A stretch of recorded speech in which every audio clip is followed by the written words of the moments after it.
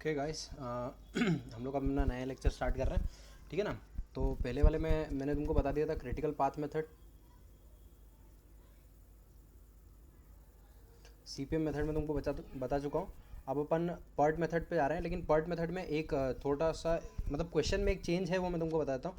जैसे लास्ट वाला क्वेश्चन अपन ने देखा था, उसमें तुमको दिया था कि अपने को 1 से 2 एक्टिविटी, 1 से 3 एक्टिविटी, 2 से 4 एक्टिविटी, ये नेटवर्क का डायग्राम का थोड़ा सा फॉर्मेट इस तरीके से दिया हुआ था। अपन ने बना लिया था कि 1 से लेके 2 तक, फिर 1 से लेके 3 तक, फिर 2 से लेके 4 तक, और 3 से लेके 4 तक। तो लास्ट वाला क्वेश्चन ना कुछ इस टाइप से था। अब ये वाले क्वेश्चन पे अगर अपन फोकस करेंगे तो इस क्वेश्चन को आप लोग देखें, इसमें कैसा दिया हुआ है मैं इसको रब कर देता हूँ। ये वाले क्वेश्चन में तुमको दिया हुआ है, पर्ट की बात नहीं है, ये सारे क्वेश्चन में मतलब क्रिटिकल पाथ में भी ये जो पैटर्न है, ये सीपीएम में भी हो सकता है, पर्ट में भी हो सकता है। ये डायग्राम बस चेंज होता है और कुछ भी नहीं है, ठीक है ना। तो इसमें फ़र्क सिर्फ इतना है, ये देखो यहाँ पे इसमें दिया है कि एक्टिविटी ए है, ए का इमीडिएट प्रेडिसेसर 0 है, मतलब कि ना सबसे प्राइमरी एक्टिविटी अपने को कुछ भी करनी है तो वो ए करनी है। फिर उसके बाद में उसने बोला कि बी एक्टिविटी और सी एक्टिविटी, इन दोनों के पहले ए एक्टिविटी और सी के पहले भी, जो ये आईपी इमीडिएट प्रेडिसेसर बोलते हैं इसको, ठीक है ना। मतलब कि इस एक्टिविटी के पहले बी के पहले ए परफॉर्म होना चाहिए और सी के पहले भी ए परफॉर्म होना चाहिए, ठीक है। अगला क्या देके रखा है, डी के पहले बी और ई के पहले भी बी होना चाहिए। तो मतलब ई एक्टिविटी अपन करेंगे, मैं इसको बनाना सिखाता हूँ। देखो सबसे पहले उसने बोला ए के पहले 0 है, तो मतलब सबसे प्राइमरी एक्टिविटी अपन ने बना दी ए, ठीक है ना। उसके बाद में उसने बोला यहाँ पे देखो बी में उसने बोला है कि बी के पहले ए होना चाहिए और सी के पहले बी होना चाहिए।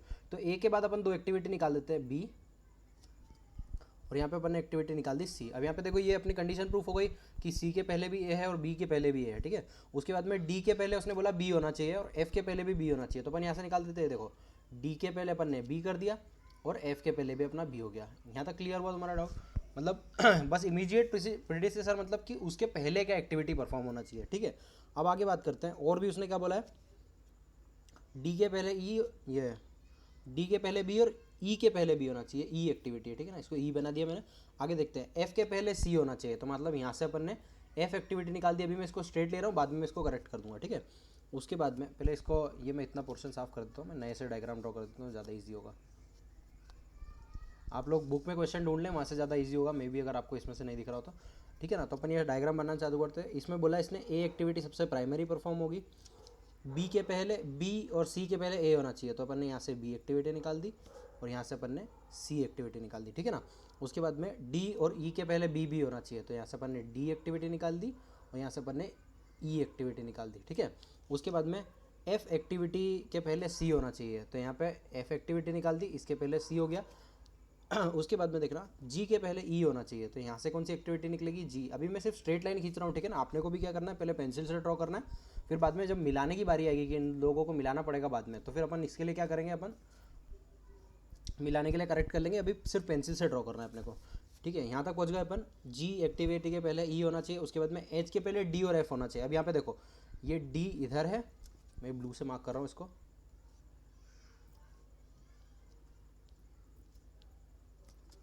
डी इधर डायरेक्शन में जा रहा है और एफ इधर डायरेक्शन में बना दिया था। तो अपन क्या करेंगे, एफ को पहले ऊपर कर लेते हैं। ये अपन ने एफ ऊपर कर लिया, ये वाला एफ अपन साफ कर देते हैं। मैंने बोला था तुम लोग को भी पेंसिल से बनाना है। ये एफ एक्टिविटी बना दी अपन ने, क्लियर। उसके बाद में अपन ने क्या करना है, एफ ये हो गया, देखो इसको अगले को भी वाइट से ले लेते अपन। क्या बोला था उसने, एच के पहले डी और एफ होना चाहिए। देखो डी और एफ आ गए। अब यहाँ से अपन एच एक्टिविटी निकाल लेते। देखो फिर से मैंने स्ट्रेट करी, क्योंकि आगे मेरे को पता नहीं क्या होने वाला है, इसलिए अभी मैंने स्ट्रेट ले ली। ये कंडीशन देखो अपनी फुलफिल हो रही है, एच के पहले डी और एफ आ गया, ठीक है ना। और आई के पहले जी और एच होना चाहिए। अभी देखो जी और एच अलग अलग डायरेक्शन में जा रहे हैं, तो अपन को आई यहाँ से निकालना है। उसके लिए अपने को क्या करना पड़ेगा, जी और एच को मिलाना पड़ेगा। तो अपन इनको साफ करके थोड़ा करेक्शन कर लेते हैं। जी को ऐसे नीचे ले जाएंगे और एच को भी ऐसे ले जाएंगे अपन ऊपर की साइड में।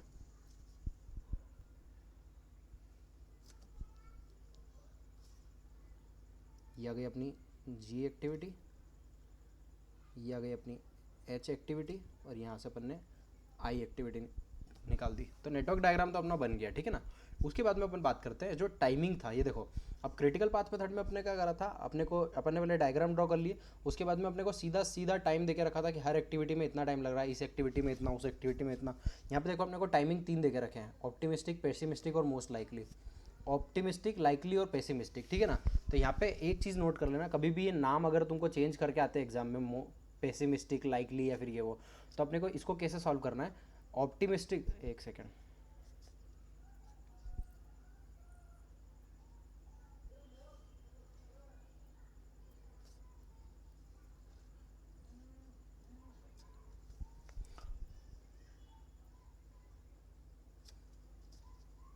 ऑप्टिमिस्टिक हमेशा सबसे छोटा होता है, ये सिर्फ लिख के रख लो, कोई काम मतलब बाय चांस ही कभी काम आएगा। मोस्ट लाइकली, मोस्ट लाइकली अगर ये देके रखा है अपने को, तो ये एवरेज होता है, ये दोनों के बीच का होता है। और पेसिमिस्टिक होता है सबसे बड़ा, है ना। सिर्फ नोट करके रख लो ये इन्फॉर्मेशन को, कभी बाय चांस ये जो मैंने बताया ना तुमको, यहाँ पे जैसे इसने डायरेक्टली ऑप्टिमिस्टिक, पेसिमिस्टिक और लाइकली बोल दिया, वैसे कभी बाय चांस नहीं दिया तो अपने को फिर ऐसे समझना पड़ेगा कि जो सबसे छोटी वैल्यू है वो अपनी ऑप्टिमिस्टिक है, जो अपनी एवरेज है दोनों के बीच की वो पैसे मोस्ट लाइकली है, और जो सबसे बड़ी वैल्यू है, ये बड़ा मत करो, उसको बड़ी कर लो, इसको छोटा मत करो, छोटी कर लो। छोटी वैल्यू, बड़ी वैल्यू और एवरेज वैल्यू, ठीक है ना। एवरेज वैल्यू मोस्ट लाइकली, छोटी वैल्यू ऑप्टिमिस्टिक और बड़ी वैल्यू पेसिमिस्टिक, ठीक है ना। इसको मैं साफ कर देता हूँ, इसके बाद में मैं आगे का प्रोसीजर बता देता हूँ तुम लोग को। अपने को क्या करना होता है अपने को एक फॉर्मूला लगाना होता है, मैंने बताया था T O plus T P plus 4 TM। अब ये कितने होगा टोटल, टी कितने होगा, देखो एक टी है, दूसरा टी है और 4 टी है, टोटल मिला के 6 हुए। इसको एवरेज करने के लिए 6 कर देंगे, ये होता है एक्सपेक्टेड टाइम। एस्टिमेटेड टाइम कर लो, एक काम करो,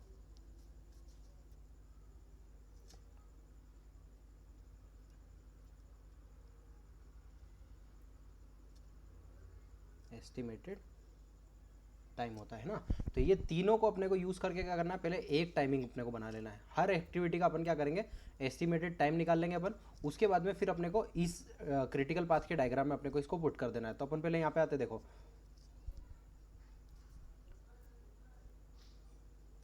एक सेकेंड, अपन लोग डायग्राम पे फोकस करते हैं। 1 मिनट सब इधर देखना। अब कोई सी भी एक्टिविटी है, सबसे पहले देखना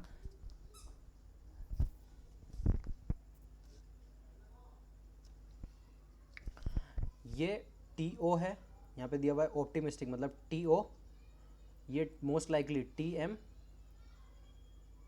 और ये टी पी, है ना। ये टी ओ, ये टी ओ, टी एम और ये टी पी। मैंने इसका फॉर्मूला क्या बताया, कोई भी एक्टिविटी को अपने को करना है तो टी ओ, टी पी और 4 TM करना है। तो टी ओ मतलब 4, टी पी मतलब +6 और 4 TM। एक मिनट,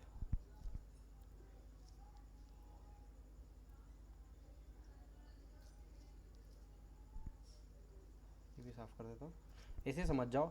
ये सबसे पहले वाला T O, T M and T P दिया हुआ अपने को। यहाँ पे अपने को कैसे सॉल्व कर लेना है इसको, T O plus T P, 4 और 8 कितने हो जाएंगे, 12। 12 और 4 TM लेना है, मतलब 6 चौक 24, तो 12 और 24 कितना हो जाता है, 36।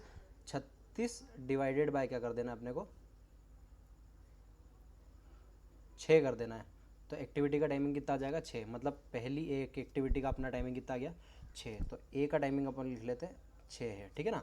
उसके बाद में देखना है यहाँ पे T O plus T P, 15 और 5 20 और 7 चौक 28। तो 20 और 28 कितना होता है, 48।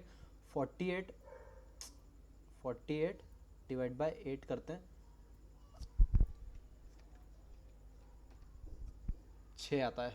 तो बी का टाइमिंग भी अपन ने कितना लिख लिया, 6 लिख लिया। ऐसे ही सारे टाइमिंग्स अपने को निकाल लेना है। तो मैं इनके टाइमिंग तुमको डायरेक्टली बता देता हूँ, देख के कितने कितने हैं।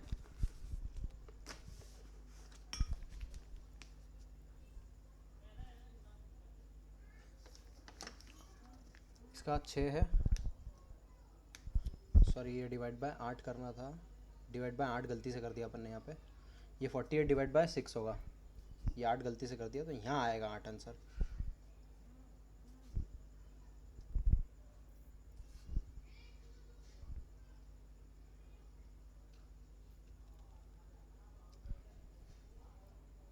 48 divide by 6 that will be equal to 8।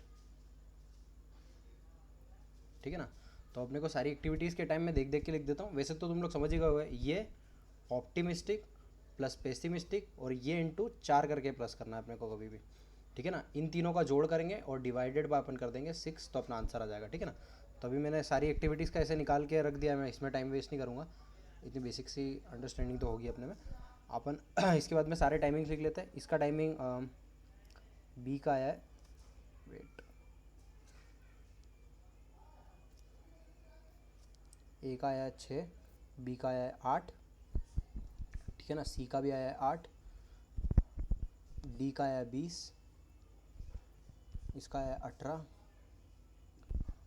इसका आया है 10, इसका आया है 8, 2 और 7। ठीक है ना। बाकी वैसे ही सिंपल फॉर्मूला अपने को लगा लगा के सॉल्व कर देना है।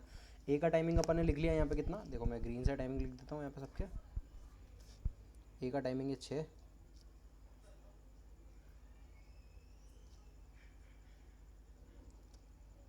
ए का टाइमिंग है अपना 6, बी का टाइमिंग है अपना 8, सी का टाइमिंग भी अपना 8 और डी का टाइमिंग है अपना 20,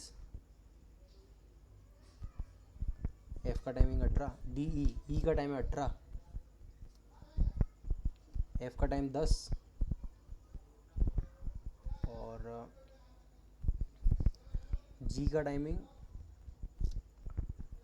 8, एच का टाइमिंग 2 और आई का टाइमिंग 7। ठीक है ना। तो ये अपन ने ड्रॉ कर लिया।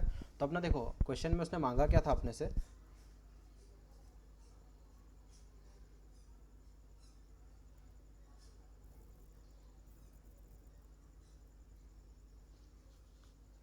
क्वेश्चन में उसने देखो यहाँ पे मैं जूम करके बताता हूँ, construct an arrow diagram, done.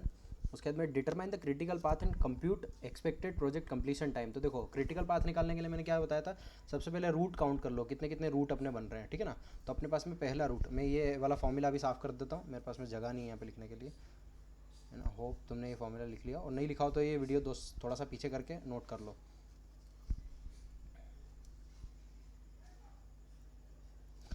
ठीक है। सबसे पहले अपने को क्या दिया हुआ है, एक रूट है अपना A B E ji I, A B E जी और आई।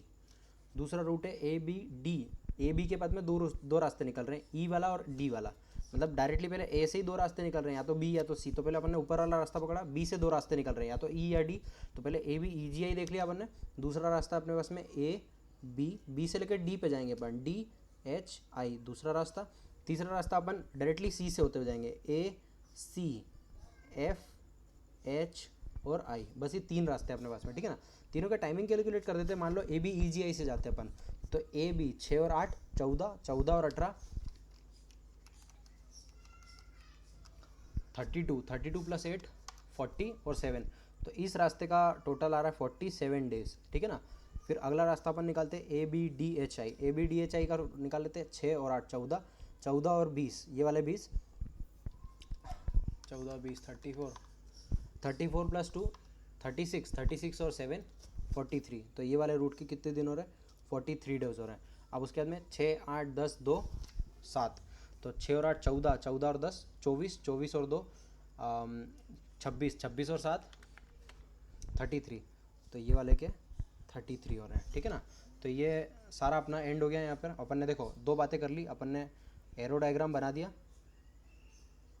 एरो डायग्राम बना दिया, डिटरमाइन द क्रिटिकल पाथ और एक्सपेक्टेड प्रोजेक्ट कंप्लीशन टाइम। मतलब अपन ने क्या करा कि इसका क्रिटिकल पाथ जो है वो तो ये देखो सबसे लॉन्गेस्ट रूट, ये क्रिटिकल पाथ भी निकाल लिया और प्रोजेक्ट का कंप्लीशन का टाइम भी निकाल लिया। सारे टाइम निकाल देना, ये कंप्लीशन टाइम होता है। अब लास्ट में उसने क्या पूछा है, ये मैंने तुमको बताया था पर्ट मेथड में 2 ही बातें चेंज होती है बस पर्ट मेथड में। एक तो वो 3 टाइमिंग दे के रखता है अपने को, एक्चुअल टाइमिंग नहीं दी उसने, देखो किसी भी एक्टिविटी का एक्चुअल टाइमिंग नहीं दिया, 3 टाइमिंग देके रखी, उसको अपन ने एक में कन्वर्ट कर लिया और लास्ट में वो कंप्लीशन की प्रोबेबिलिटी पूछता है। इसके मैंने तुमको जो स्टेप्स लिखवाए थे पहले, एक बार है ना वो पॉज करके आप लोग स्टेप्स पे आ जाएं। ठीक है ना। तो अपन ने ये लास्ट के 2 सॉल्व कर लिए। अब उसने आखिरी में फाइनली अपने से क्या पूछा है कि अगर 55 दिन में कंप्लीट करना है तो उसकी प्रोबेबिलिटी क्या है। ठीक है ना। मैंने तुमको बोला कि तुम नोट्स में जाके 2 मिनट वीडियो पॉज करके देख लो, नोट्स में तुमको ये लिखा हुआ मिलेगा। सबसे पहले अपने को क्या करना पड़ता है, वेरिएंस निकालना पड़ता है सारी एक्टिविटीज़ का, फिर अपन स्टैंडर्ड डेविएशन निकालते हैं। स्टैंडर्ड डेविएशन किन एक्टिविटीज़ का, सिर्फ क्रिटिकल पाथ वाली एक्टिविटीज़ का निकालते हैं। उसके बाद में अपन फॉर्मूले में पुट करते हैं एक्स, मतलब सॉरी,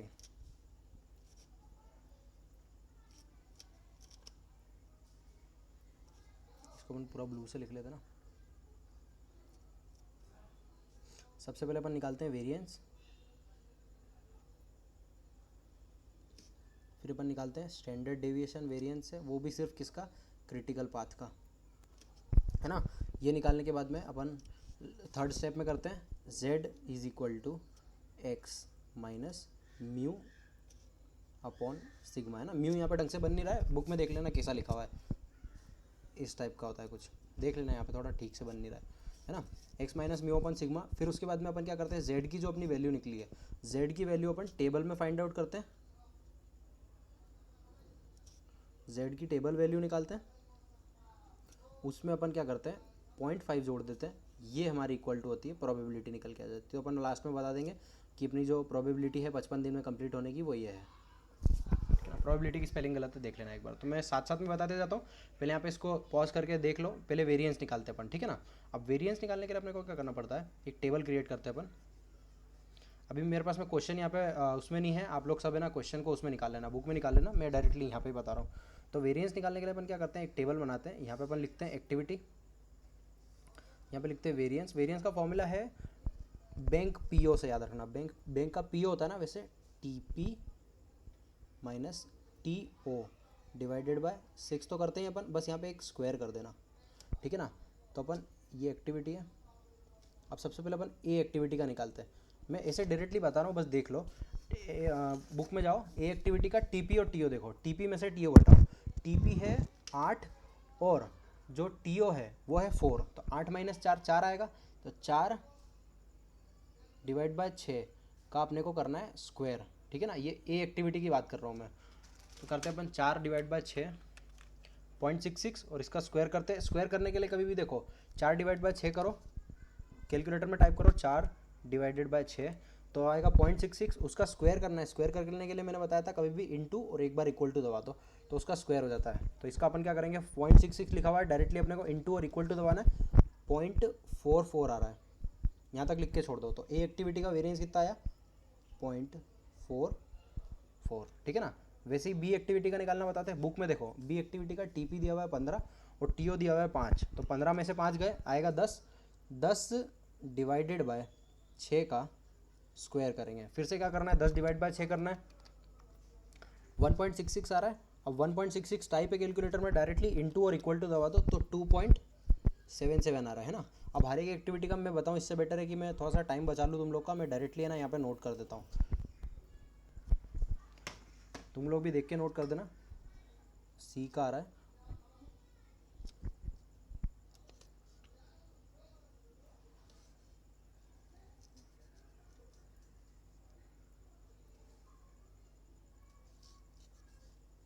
1.77, राउंड फिगर कर लिया, कोई फ़र्क नहीं पड़ता, है ना, थोड़ा बहुत ऊपर नीचे होगा आंसर।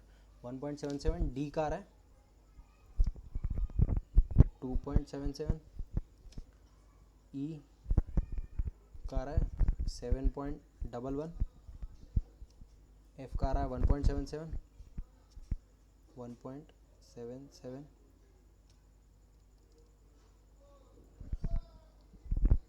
जी एच और आई, जी का आ रहा है 1.78, 0.11 और 0.11, ठीक है ना। तो सबसे पहले मैंने स्टेप बताया तो उनको वेरिएंस निकालना है, ये अपना वेरिएंस निकालने वाला कार्यक्रम यहाँ पे खत्म हो गया, ठीक है ना। ये अपन ने वेरिएंस निकाल लिया। अब अपन क्या करेंगे, स्टैंडर्ड डेविएशन निकालेंगे। मैंने बोला था स्टैंडर्ड डेविएशन सिर्फ क्रिटिकल पाथ वाली एक्टिविटी का निकालना पड़ता है।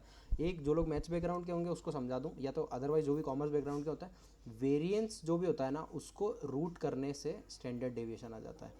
तो आपको क्या करना है, सिर्फ क्रिटिकल पाथ वाली एक्टिविटीज़ को पकड़ लो, जो जो क्रिटिकल पाथ है उनको सबको जोड़ के अंडर रूट कर देना। जैसे मैं तुमको बता दूं, यहाँ पे डायग्राम में आओ, अब देखो क्रिटिकल पाथ क्या था अपना, ए बी ई जी आई, तो ये देखो ए बी ई जी और आई, ये चारों के वेरिएंस को पकड़ो और रूट कर दो। कैसे करना है, स्टैंडर्ड डेविएशन का साइन ये होता है, ऐसे लिख दो, या स्टैंडर्ड डेविएशन ऐसे लिख दो, इक्वल टू अंडर रूट में अपने को करना है 0.44 प्लस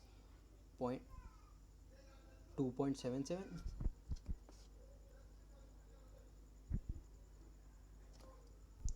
2.77 प्लस, देख लेना मैं थोड़ा नीचे लिख रहा हूँ, 2.77 प्लस ई का है 7.11 प्लस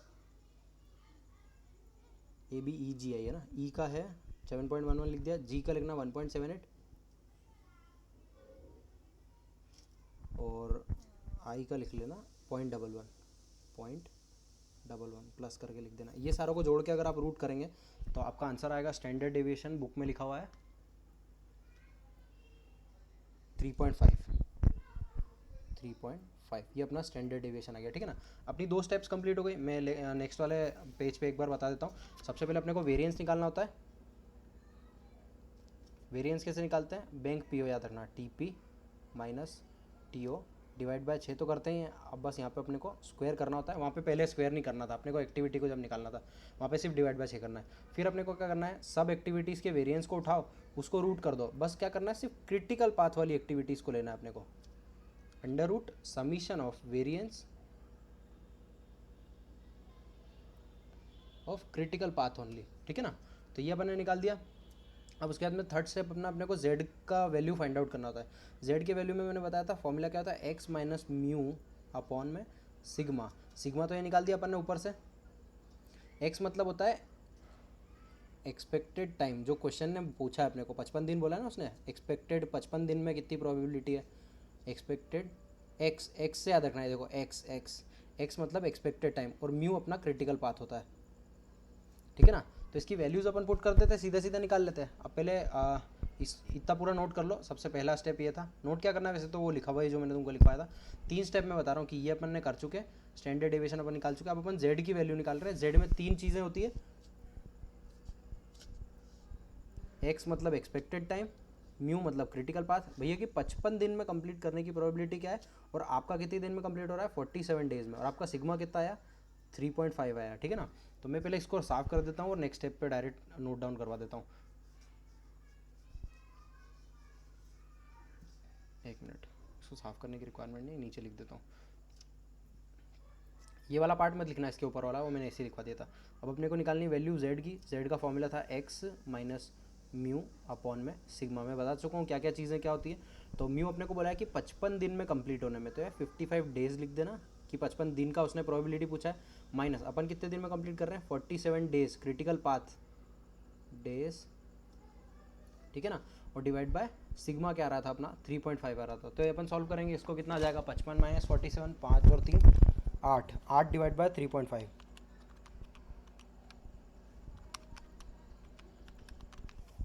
2.28 आ रहा है ना। z की वैल्यू आ रही है 2.28। ठीक है, तो मैंने एक व्हाट्सएप पे ना तुमको टेबल का फोटो, एक इमेज का फोटो भेज देता हूँ। वो टेबल है, वो टेबल में अपने को कैसे ढूंढना है, मैं एक सेकंड तुमको इसमें लेके बता देता हूँ टेबल वैल्यू इसकी। मेरे पास जो टेबल है उसमें ये z का टेबल, मतलब जो बुक है उसमें टेबल नहीं है, तो आप लोग एक बार देख लेना। अदरवाइज मैं आपको कोई और मेरे को टेबल का फोटो भेज देना, तो मैं उसको बता दूंगा कि 2.28 की वैल्यू z की कैसे ढूंढना है। तो अभी तो मैं बुक में से देख के बताता हूँ कि z अगर 2.28 आ रहा है तो अपने को इसको कैसे, इसमें से प्रोबेबिलिटी कैसे निकालना है कि z की probability is equal to z की टेबल वैल्यू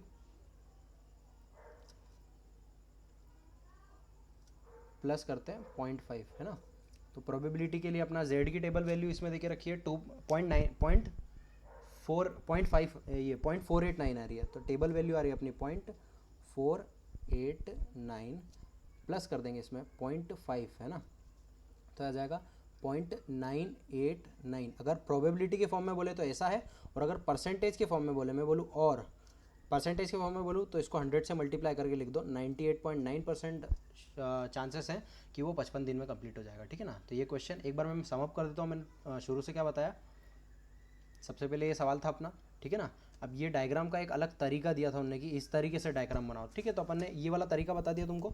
ये सीपीएम में भी हो सकता है, ये क्रिटिकल पाथ में भी हो सकता है, ज़रूरी नहीं है कि ये कुछ मतलब किसी वो हो। सीपीएम और क्रिटिकल पाथ का फ़र्क इसके टाइमिंग से आता है, ठीक है ना। सीपीएम में अपने को टाइमिंग गिवन होता है और पार्ट में अपने को 3 टाइमिंग दिए होते हैं। तो अपने को क्या करना होता है, पहले टीओ टीपी और प्लस 4 टीएम करना पड़ता है, TM करना होता है, डिवाइड बाय 6 कर देते तो अपना टाइमिंग, एक्चुअल टाइमिंग आ जाता है। तो ये ऐसे मैंने ये सारे टाइमिंग निकलवा दिए हर एक्टिविटी के, और इससे अपन ने डायग्राम ड्रॉ कर लिया, ठीक है ना। तो अपन ने पहले ये डायग्राम ड्रॉ करा, टाइमिंग्स उतारे, टाइमिंग से अपन ने क्रिटिकल पाथ फाइंड आउट करा, क्रिटिकल पाथ फाइंड आउट करने के बाद में अपन ने वेरिएंस निकाला, ठीक है ना। वेरिएंस निकालने के बाद में अपन ने स्टैंडर्ड डेविएशन निकाला। स्टैंडर्ड डेविएशन सिर्फ उन एक्टिविटी का जो क्रिटिकल पाथ है, ए का, बी का, ई, जी और आई। अरे आई, ये 11, अरे यार ये 11, ठीक है ना। फिर उसके बाद में अपन ने नेक्स्ट पे आए थे, अपन ने वेरिएंस निकाल लिया, स्टैंडर्ड डिवीजन निकाल लिया। अब अपन जेड की वैल्यू निकालते हैं। ये जेड की वैल्यू फाइंड आउट करी तो 2.29 समथिंग आ रही थी, ये 2.2928 आ रही थी। इसको टेबल में अपन ने फाइंड आउट करा और उसमें 0.5 जोड़ देना है बस। ये टेबल में इतना वैल्यू निकला है, इसमें अपन ने 0.5 जोड़ दिया तो ये 0.989 बन जाती है। ये अपनी प्रोबेबिलिटी होती है। बस इसमें लास्ट में अपने को लिख देना है कि 55 दिन में कंप्लीट होने की प्रोबेबिलिटी ये है। खत्म हो गया सवाल, बस यही पार्ट मेथड है। और भी कोई से क्वेश्चन हो गए तो मैं अलग से बता दूंगा, और किसी को प्रीवियस वाले में भी डाउट हो तो मेरे को बता देना, मैं लाइव में करवा दूंगा। तो मैं कल की क्लास लाइव लेने वाला हूँ, मतलब आज कितनी तारीख है, मैं 27 अप्रैल को लाइव लेने वाला हूँ। आज मैं ये अपलोड कर देता हूँ और इसका व्हाट्सएप में मैं लिंक दे दे रहा हूँ।